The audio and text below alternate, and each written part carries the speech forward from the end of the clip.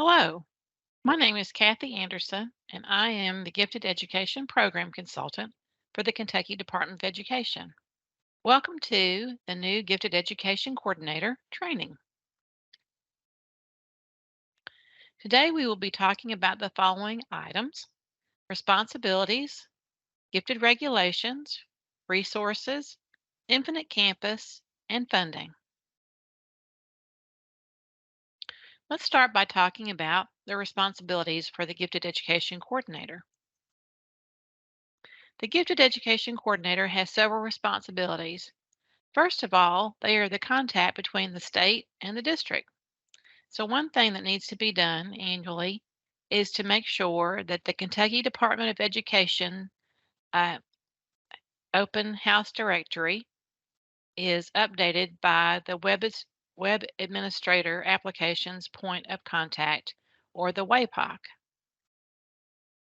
The Kentucky Department of Education, KDE's directory, is the means in which we um, have all of our contacts on listserv.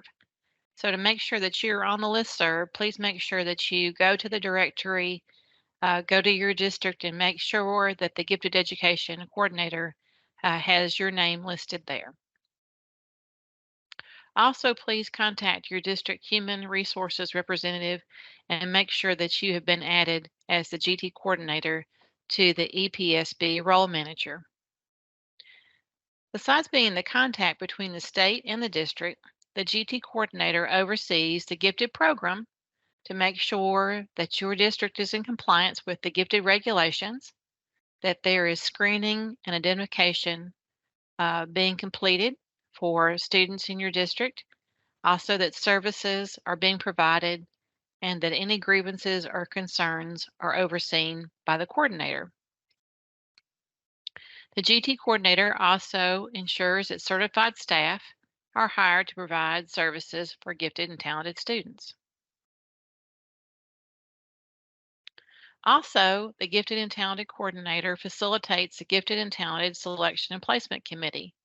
This is the committee that ensures that students who have been referred for the Gifted and Talented program meet the criteria, the identification criteria, as seen in the regulation.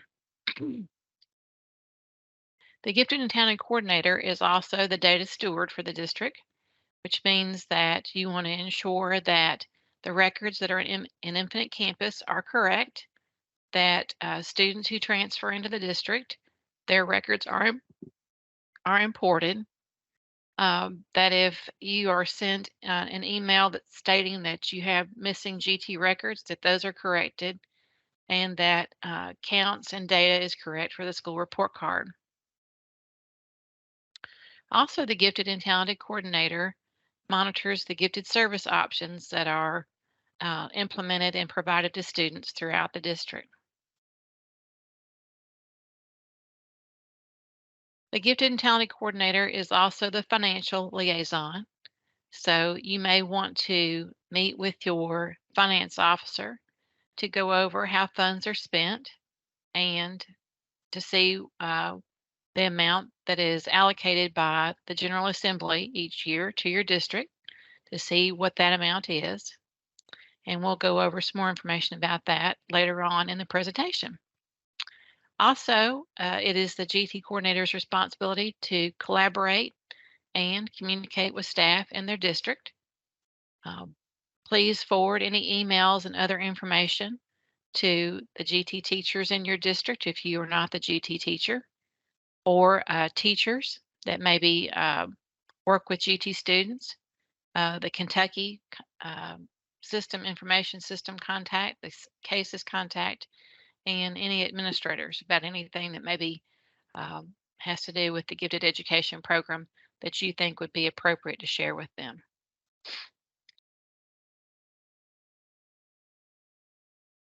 The GT coordinator is also responsible for professional development, or working with the staff in their district who oversee professional development. We want to ensure that if there's appropriate training for all staff working with GT students, that they understand um, how to either differentiate for those students or understand that those students may be accelerated or that the content may need to be changed for those students. Also, that they understand that they may have different social emotional needs. So those would all be some professional development that might be offered to staff that work with GT students. Um, Also, it's important that the GT coordinator oversee the program evaluation annually for the program. There are several different components to the program evaluation. Um, those components are to collect data, to analyze that data, to look at community relationships uh, with and without the gifted in um, education program, and to get feedback from stakeholders about the program and to make future plans based on the data that's collected from the gifted education program. Also, finally, it's a responsibility of the gifted and talented coordinator to submit several reports to the state. Those reports are the summative evaluation and also some other end of year reports, such as the GT records validation and the school report card validation report. There'll be more information and training on those end of year reports uh, around the 1st of April. As a GT coordinator, you may also be the GT teacher. If you're the GT teacher or you are supervising or working with the GT teacher, it's important to remember that the teacher provides the direct instructional services to identified students. Also, that students need to be offered multiple service options. These service options and levels are decided by the GT Selection and Placement Committee. That's one of their duties. And then, of course, there may be, other duties that are assigned by your district supervisor. Let's next talk about the gifted regulation. This is from the Kentucky Administrative Regulations 704 KAR 3:285. The gifted regulations are not very long. They have an introduction, which covers the definition of gifted students and that districts must have a gifted program, and also that gifted students are a category of exceptional children. There are 10 sections covered in the regulation, and I'm going to do a high-level overview of what these sections are. Please take time to make a copy, either digital or a hard copy of these regulations, and to read through them and to understand them as you are the gifted coordinator for your district. The first part of the regulation is called Programs for the Gifted and Talented, and it's kind of an introduction. And the important ideas from the introductory section here is that GT students are a category of exceptional students, and again that all districts must have a gifted program, grades K through 12. It also states that there are 5 gifted categories, and there are several subcategories underneath some of these categories. There is creativity, general intellectual ability, leadership, specific academic aptitude, which is divided into 4 subcategories: math, English language arts, science, and social studies. And then also the visual and performing arts, which is subdivided into art, dance, drama, and music.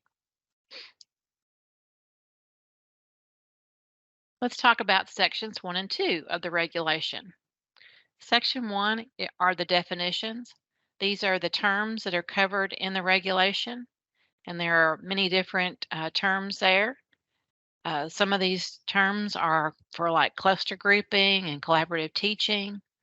The GT Selection and Placement Committee, it lists the members of that committee. that should be a part of that committee. It talks about high potential learners or primary talent pool students and also underachieving. There are many other terms, and it would be good for you to acquaint yourself with these terms as they are defined by the regulation. Section 2 covers policies and procedures.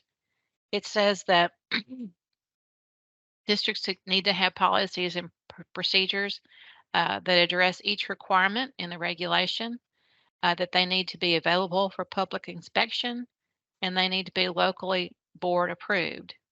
Oftentimes, districts will have purchased um, Kentucky School Board Association policies and procedures. These are usually posted on your district webpage.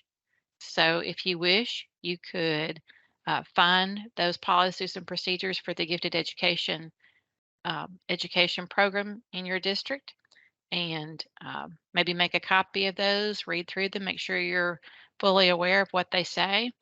You might even want to maybe post those on a Gifted and Talented webpage for the staff and parents and students in your district. Section 3 is all about identification and diagnosis of gifted characteristics, behaviors, and talent determination for eligibility for services. And so it says in the Section 3 that districts have to have a system for screening and identifying students, grades through K through 12. It talks about how primary talent pool students are informally selected, grades K through 3. With primary talent pool students, talks about that formal assessment. It can be used to diagnose services and the level of those services for students, but it states that data from formal normed measures cannot be used to keep a child ineligible for a primary talent pool. It goes on and has other information about uh, identifying students in grades 4 through 12. It talks about that there has to be a system for screening students that allows equal access for students. Those who have come from a racial and ethnic minorities, also for disadvantaged children and for children with disabilities.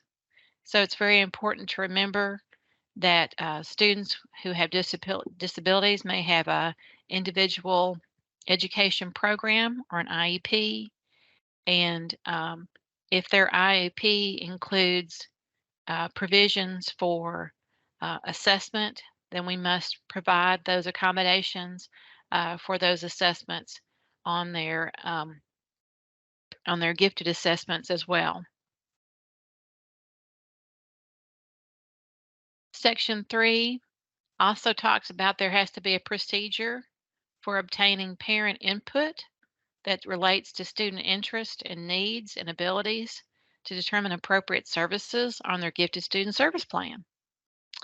If you're looking for a form to collect this information on the Gifted and Talented Coordinator, the GTC One Stop, there are forms and checklists in a library there on the One Stop. So feel free to check that out if you're looking for a form to collect that information from parents.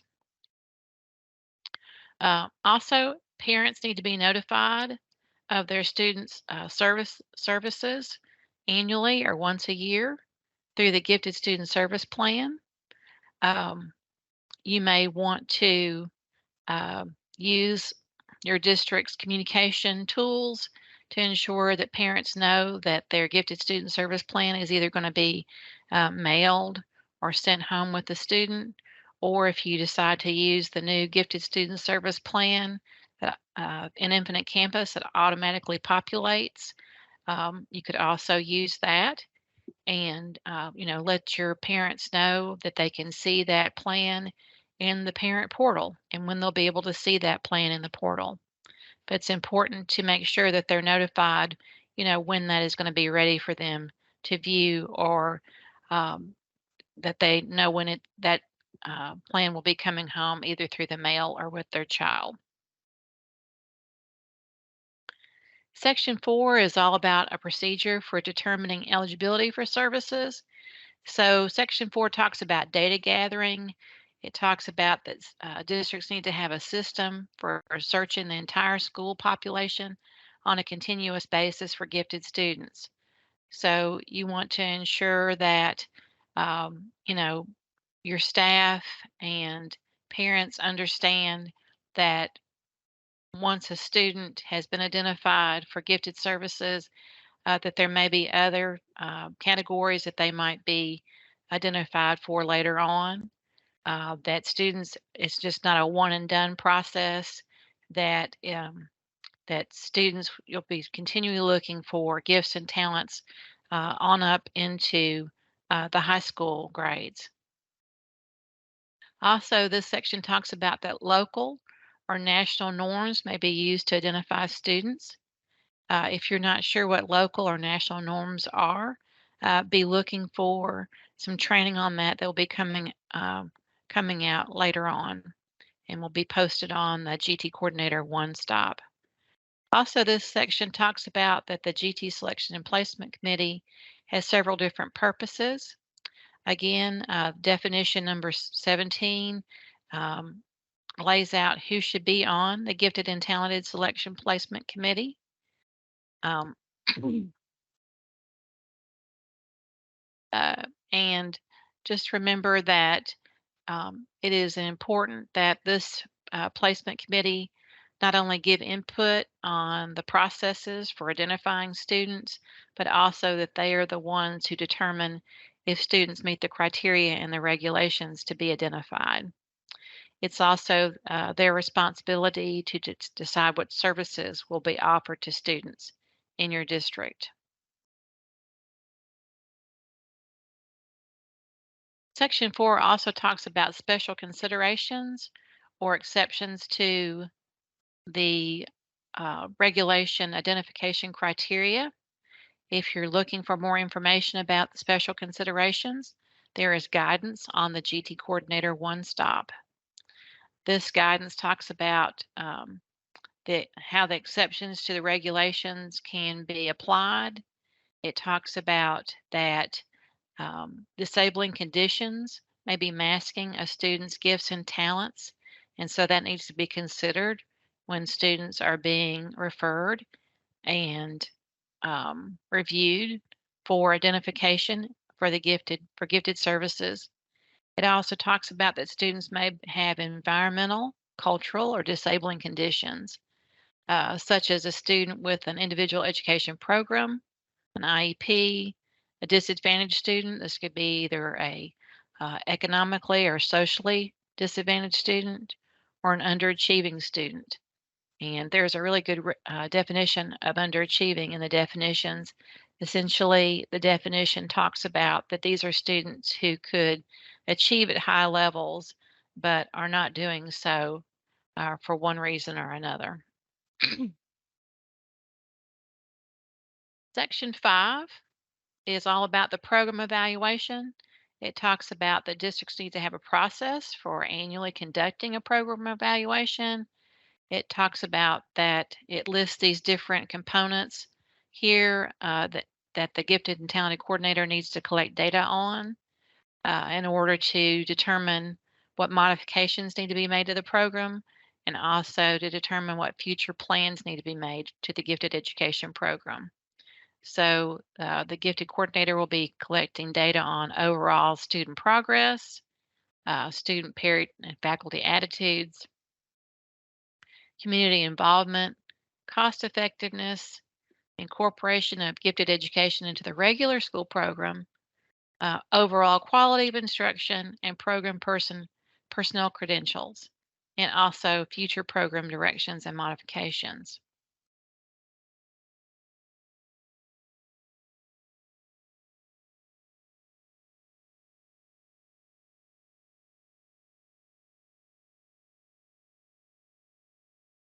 Data collected in the annual program evaluation must be used in school and district instructional planning process.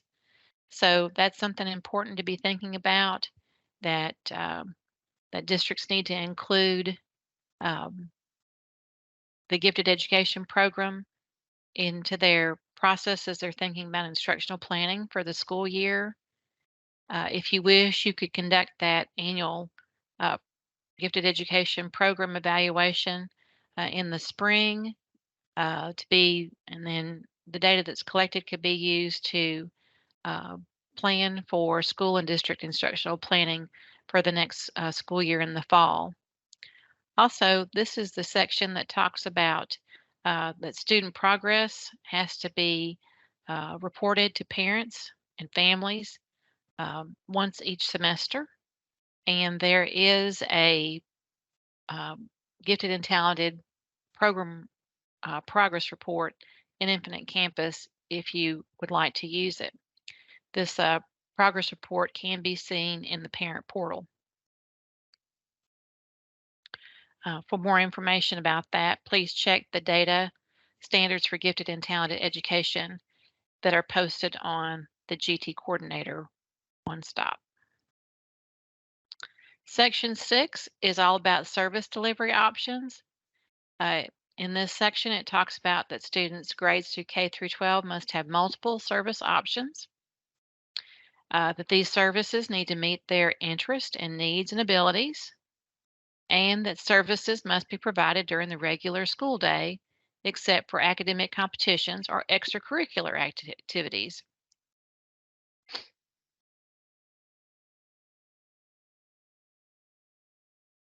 Section 6 also lists many different types of services that can be offered to students. Infinite Campus has definitions for these services, and I provided a link there at the top of the page so that you can look at those definitions.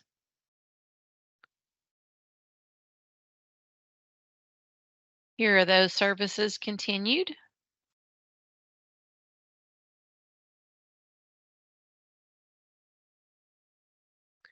Section 7 talks about curriculum. It says that the curriculum must be differentiated, supplemented, modified, or replaced for gifted education students. It also says the curriculum must meet students' needs, abilities, and interests. So, for example, if you have a student who's identified for, let's say, music, and you're looking for services, to provide for those students, you want to make sure that those services meet that student's needs, abilities, and interests.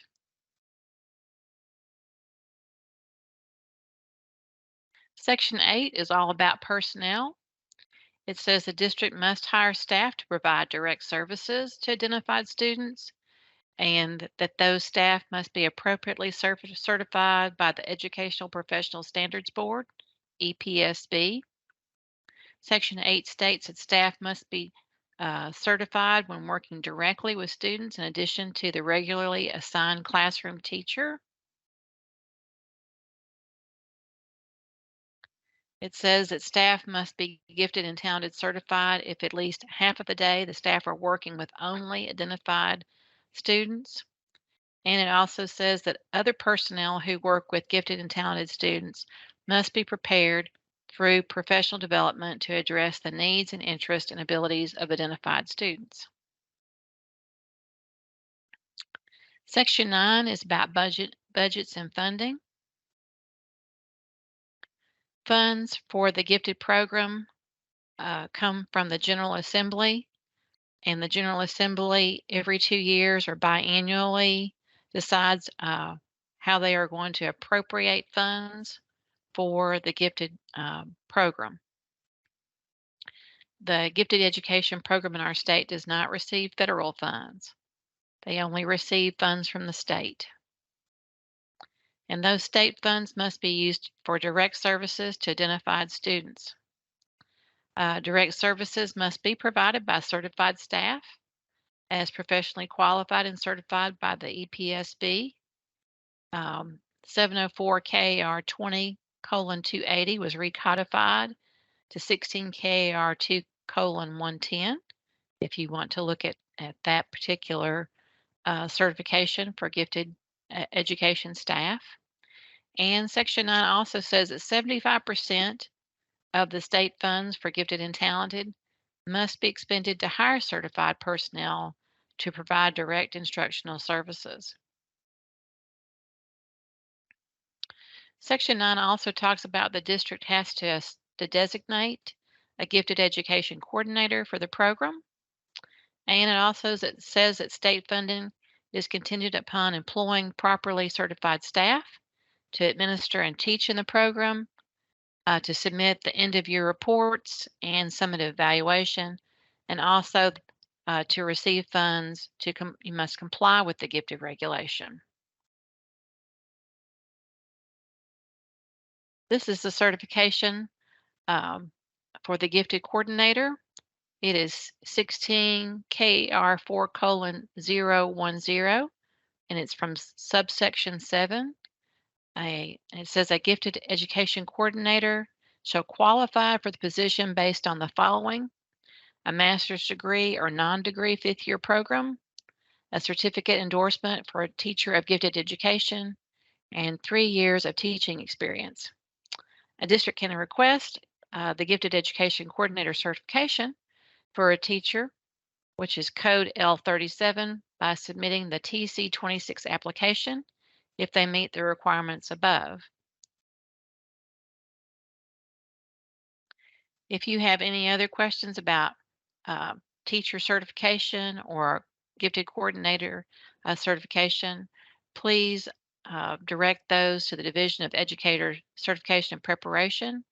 There's their phone number, their fax number, and their email if you have any questions about certification of any kind. Finally, Section 10 is all about procedural safeguards. It says that the district must have a grievance procedure for parents and guardians or students to resolve a concern regarding services of primary talent pool or formally identified students.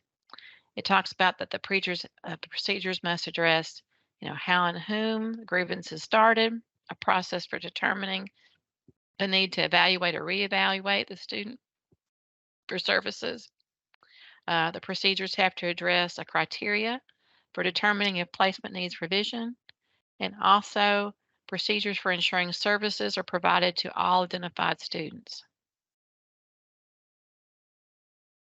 Section 10 also says that the procedures must include the participation of the parents or guardian, the regular education teacher of the student, the GT teacher or coordinator, administrator, and guidance counselor in addressing the grievance. And it's been my experience that most districts, as I said earlier, have a KSBA grievance procedure to address concerns regarding services. So you might want to, again, check that out from your um, district's policies and procedures. Usually those can be found on the district's Board of Education webpage. All right, let's next talk about resources. This next section is going to talk about the resources that are on the GT Coordinator One Stop. And the One Stop is a SharePoint site that has lots of different training and informational resources for GT coordinators. So I've given the link there to the GT Coordinator One Stop. If you click on this link and you're unable to access the GT Coordinator One Stop, please reach out to me so that we can get you access to the GT Coordinator One Stop. We try really hard to keep that up to date when we find out that we have a new coordinator to the district, but we may have, accidentally not added your name for one reason or another. It was just an oversight. It was not intentional, or maybe we didn't know that your district had a new new coordinator. When the WAPOC in your district updates the KDE Open House directory, I receive an alert that there's a new person, a new GT coordinator in the district, and we try to ensure that we add that to all of our listservs. But if we have not done that, please forgive us for that. Please give us some grace on that, and please just reach out to me and let me know that you are the new coordinator, and that you need access to the GT Coordinator One Stop. The GT Coordinator One Stop has the screening instruments and assessments that are a suggested list that meet the criteria of the regulation. It also has a sample checklist and forms over in a library. On the left-hand side of the screen, you'll see a library that says sample checklist and forms, and those are Word documents that can be individually selected and viewed and printed or downloaded. Also, there is a Gifted Student Service Plan training. There's a recording in PowerPoint on the new GSSP that was created this past year. There is also a recording and presentation about twice exceptional students, misidentification and services, and there's also a recording and a PowerPoint on special considerations. So when you have a chance, please check those out and, let me know what you think about those. Here are some other resources. If you're interested in working with a mentor, please click on the mentor link and provide your information on the Google form, and I will work to um, provide you someone that you can talk to and mentor you as you are a new GT coordinator this year. There are regional GT cadres around the state, and if you're unsure who to contact to attend these regional meetings, feel free to contact me. But if you click on that link for the regional GT cadres, that'll take you to a page about the different educational cooperatives across the state, and it will let you know which regional cooperative that you're in. Um, there will be a GT beginning of the year training for everybody, for new coordinators and for experienced coordinators that will be released in September. So be looking out for that, an announcement in the news you can use, which is a weekly email that the Office of Special Education and Early Learning sends out. Also, like I said before, there are training and recordings and PowerPoints that are posted on the GT Coordinator One Stop that should be beneficial to you. And then we also have a weekly email that comes out usually by Tuesday. It's called News You Can Use. This weekly email not only has GT programmatic announcements, but also announcements from um, special education, um, student services, and also early learning and preschool. So sometimes you have to kind of scroll down through the announcements to see those for the gifted and talented program. Also, quarterly, we have a newsletter that comes out with more information about the different programs in my Office of Special Education and Early Learning. So just be on the lookout for that. As I said, there are different trainings that come up through the year. The first one, as I said, will be the beginning of the year training for everyone, not just for new GT coordinators, but for all coordinators. And in that beginning of the year training, I go over the updates that have occurred in the different resources that you should be aware of and some other important information that you might need to know going throughout the year. Also, you'll be seeing other announcements about things that maybe are going on in different parts of the state, and also, about the end of year training that will usually be posted around April the 1st. So be looking for that email. If you don't see that email, check your spam, check your clutter folders, because sometimes it goes there. If you don't see it there, please reach out to me and we'll try to get that fixed for you so that you can be on the lookout for announcements that pertain to the gifted education program. Here's some web pages that might be beneficial to you as a new gifted education coordinator. There is a national advocacy group called the National Association for Gifted Children, or NAGC. There's many good resources there on this web page. They have a GT program standards. They have, a national um, annual event that they host each year that you might want to attend. Sometimes those national conferences are close to home, close here to Kentucky. Sometimes they are a little further away, um, but you might want to check that out. Also, there's a National Center for Research on Gifted Education, NCRGE, hosted out of the University of Connecticut. This is a really great research group that's supported by the Institute of Education Sciences out of the U.S. Department of Education. And also, in our state, we have an advocacy group called CAGE, the Kentucky Association for Gifted Education, and they host an annual um, professional development in February, as well as other professional developments for teachers and parents. So I try to put those announcements from CAGE into the um, news you can use. Another resource that might be helpful is Hoagie's Gifted Education page. This page has many links and resources for students, parents, and teachers. And then in our state, we have some special academies. We have the Gatton Math and Science Academy, and we also have the Craft Academy, which is science and math, arts, and technology. So be free to check that out. Also share that information for your with your parents and students about the Gatton and Craft Academies.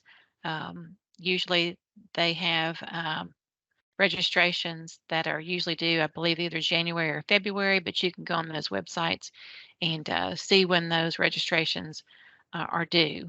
But those are for rising juniors to participate usually. Let's talk for a few minutes about Infinite Campus.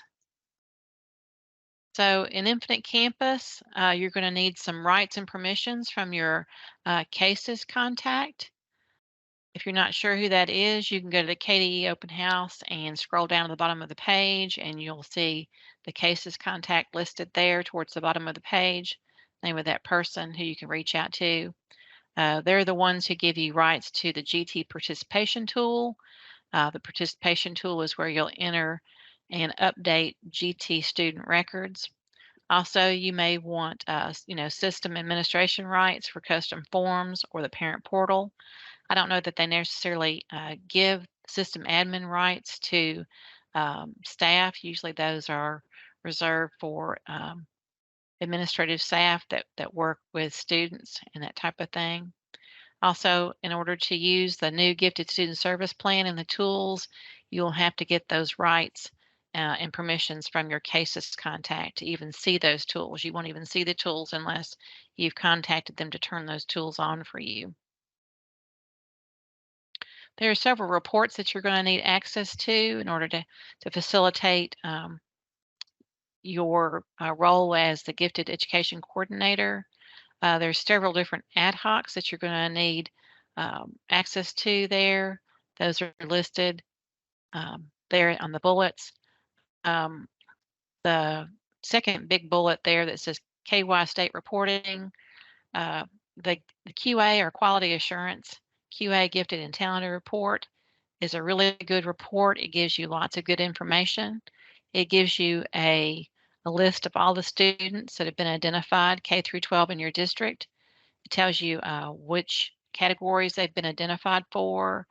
It gives you lots of demographic information about your students and also tells you when they were identified.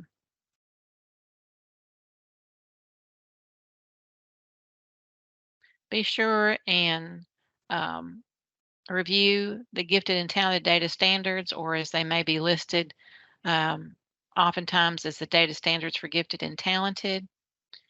This has got some information such as how to enter a gifted and talented record, how to enter a student who's gifted and talented but comes from a military family. As I said, how to create a gifted student service plan and progress report, and also publishing forms to the parent portal. There's lots of information in the data standards, and there have been several updates to the data standards this year. So make sure that you uh, get a copy of those, download a copy if you want, print it out, and review the data standards to make sure that you're doing things properly for the gifted education program in your district. Just want to talk a little bit about the quality assurance report some more. So as again, you need permissions to view this report. The click path to see the report is listed there.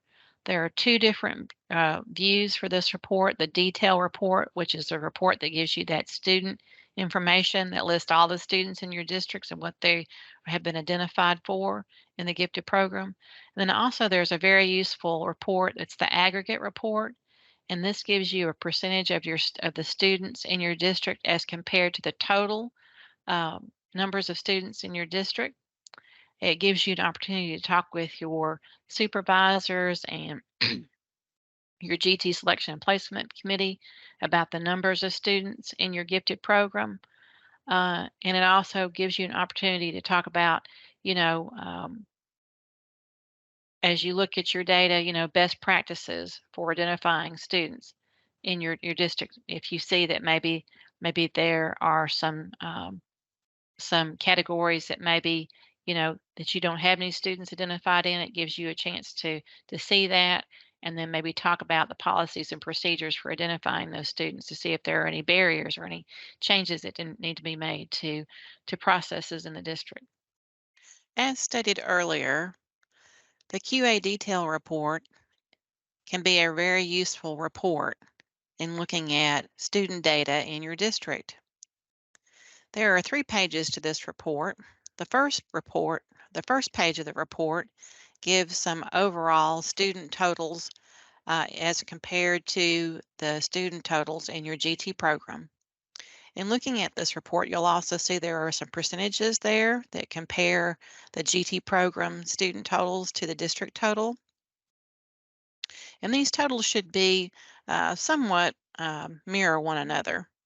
For example, when we look at African American students, there are about 0.8% in the gifted and talented program, and there are about 1.23% African American students overall in this district. So those two are somewhat the same. However, when you look down at the free and reduced lunch student totals, you'll see that there is about 55% there for the district, and then 76% overall. That's a bit larger discrepancy. So when you see discrepancies like that, you could meet with your gifted and talented committee to discuss if there are any barriers for free and reduced lunch students in your district to be identified for the program. You might meet with your supervisor or others to discuss, possible um, thoughts about the discrepancy there. The second page gives you information as it regards your GT program. It disaggregates the information by um, the different gifted categories and also by ethnicity, gender, and special populations. You'll notice that I've highlighted primary talent pool. Primary talent pool in the situation, there are 7 students out of a possible 200 and some odd students overall. So just something to remember there is when you look at the unduplicated count on the left-hand side, that does include your primary talent pool students. And last but not least, there is a third page of this report, and this report breaks down your students by grade level and also, how many students per grade level there are in the gifted categories. And this is good information that you can look at because as you can see, I've got kind of a box there around our students 4th through 12th grade. And, for some reason over the years, the numbers of students identified overall has gone down somewhat. So all of this information just gives you some good data to look at, to discuss, to think about your policies and procedures as you identify students for the gifted program. All right. So some things to think about when we're trying to think about equity in our program and some research-based practices is to think about your program data. And so, as I said before, the QA report can really assist you with that task as you're looking at the data as compared to your total data. And after you review that data, if there are categories with few or no students identified, then the GT committee could review district policies and procedures. The district should also consider, universally screening all students in the district and also about using local norms, especially building norms. If you're looking for some more information about local norms, there is a really good brochure that was developed by KDE and Western Kentucky University and U of L when we had a Javits grant. And there's a brochure there that will help you understand how to use local norms in your district. Because sometimes when you are using local norms and you just ask the scoring company to give you local norms on the whole district, that won't really provide any information about high flyers in your district. Researchers say it's really best to look at individual school buildings and to see who are the high performing students in each one of your buildings, because then you're comparing, you know, um, and finding those students in the actual school system. Another best practice is to make sure that you're identifying students early and that you've got maybe programs that are um, put in place to help you find those students at an early age. And also that teacher training is important, that teachers understand the characteristics that we're looking for in the gifted education program, and that sometimes our students who are in the gifted education program or who might be referred for the gifted education program, they aren't uh, necessarily always the best behaved students or have the best behavior. That these students may have other characteristics to help to identify them.